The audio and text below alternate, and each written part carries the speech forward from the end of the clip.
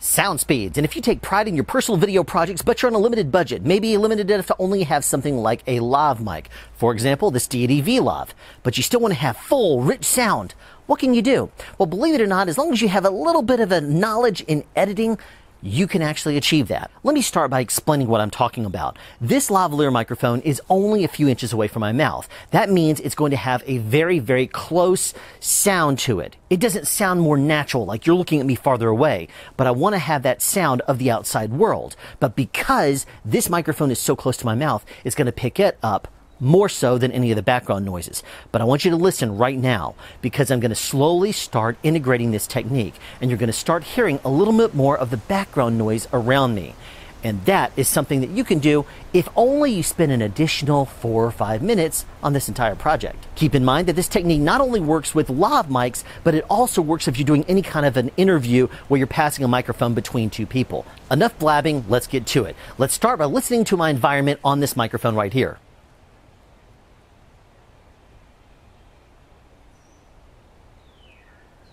You might hear an occasional bird, you might hear a little bit of leaves rustling around, you might even hear a car in the distance. But what you're not hearing is a whole lot of it, because my voice is speaking up and over it when I'm talking. So when you're done with your video, simply record yourself a world tone, a room tone, whatever your environment happens to be. When you go to record your ambience track, you want to make sure that the background is quiet of human voices close to camera.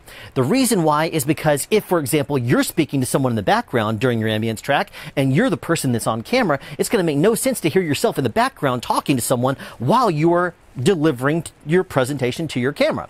Now, you also hopefully have by then done your due diligence, made sure no cars are running, no air conditioning's running, no outside noises that you can control are going to be rolling during this ambience track. Otherwise, you're going to end up with too much background noise. Don't just think this lav mic is what I have to use, because you may get better results, believe it or not, with your camera mic. It's not going to be great for pulling out your vocals, especially if you're as far away as I am from the camera, but it might do well for recording the ambience around the camera. So I want you to listen right now. This is me speaking with an ambience track recorded off of this v.lav.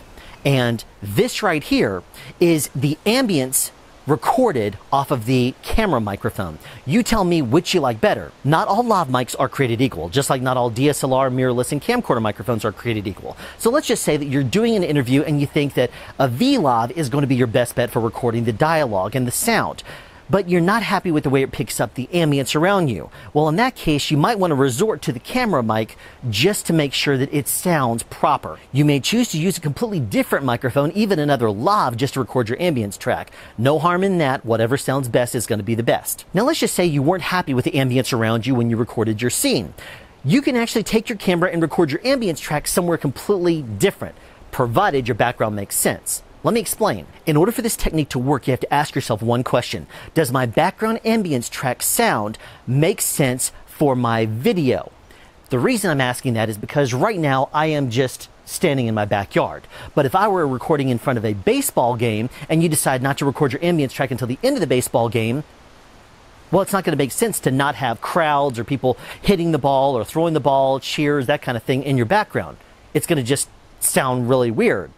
Just like if somebody hits the ball behind you, you can't all of a sudden have idle chitter, chatter, and people just talking in your background. That wouldn't make sense, because the whole scene is supposed to be exciting. Someone got a hit. Even if you record a 10-15 minute long interview, you don't have to have a long ambience track. You just have to have a clean piece that sounds good and makes sense for you to reuse over and over again. Simply looping that background can work just fine as long as it doesn't sound like it's looping. And obviously don't use like 5 seconds, 10 seconds, because people are going to hear that looping back and forth and it's going to drive them crazy. How long was the ambience track I recorded for this video? I'm glad you asked. 3 minutes for the v.lav and 3 minutes for the camera mic. And 3 minutes was plenty. So even when you're on a budget, there are still tricks you can use to fatten up and make your sound more full. So keep this technique in mind, because that's sound advice. Have a question you'd like answered or want to add something? Be sure to write it in the comment section down below. You can also make a suggestion for future topics of discussion. Again, comment section down below, or you can email me at soundspeeds@yahoo.com. Be sure to subscribe and turn on notifications so you won't miss out on future sound advice.